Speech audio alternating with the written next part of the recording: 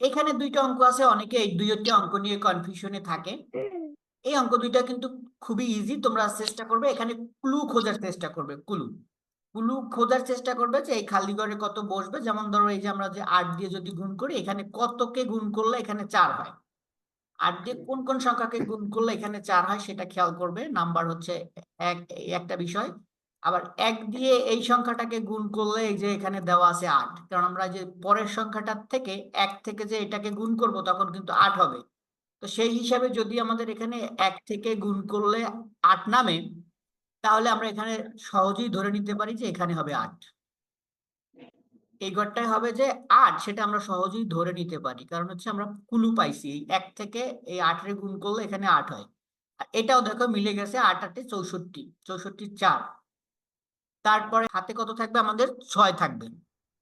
এরপরে এখানে 8 দিয়ে কতকে গুণ করলে এখানে কত নামবে সেটা তোমরা কিভাবে বুঝবে? সেটা বুঝবে যে এখানে আবার দেখো 1 দিয়ে এখানে এই সংখ্যাটাকে গুণ করলে এখানে কত হয়?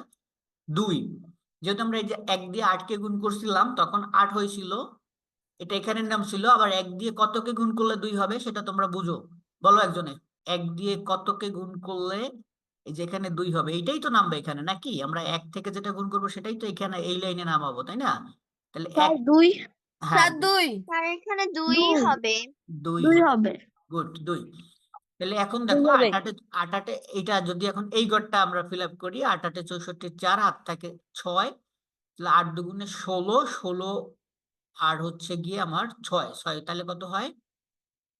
22। 22-এর এখানে তাই। নামবে 2, হ্যাঁ এখানে নামবে 2। তারপরে 8 দুগুণে 16, 16 আর 2 18, এটুকু মিলে গেল।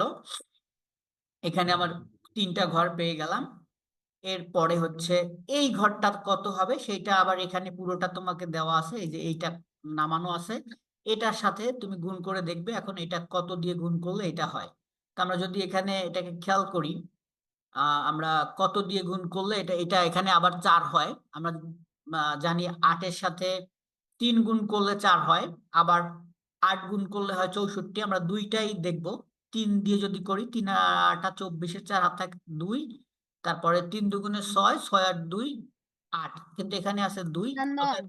অতএব আমার 3 দিয়ে হবে না, আমরা এখানেও 8 দিয়ে গুণ করব, তাহলে হয়ে যাবে আশা করি। দেখি, 8 8 64 4, হাতে থাকে 6, 8 দুগুণে 16 আর 6 22, 22-এর 2 হাতে থাকে 2, 8 দুগুণে 16 আর 2 18, দেখছো?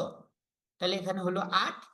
এখন আমরা এটাকে কি করব? এটা যোগ করে এখানে বাকিগুলো নামাই দেব। 4 8 আর 2 10-এর 0, হাত থেকে 1, 8 আর 2 10, 10 আর 4 14, 14 4, হাতে আমার 1, 2 2 4, 4 আর 1 5, 5 আর 1 6, এখানে হলো 6, এখানে হলো 8।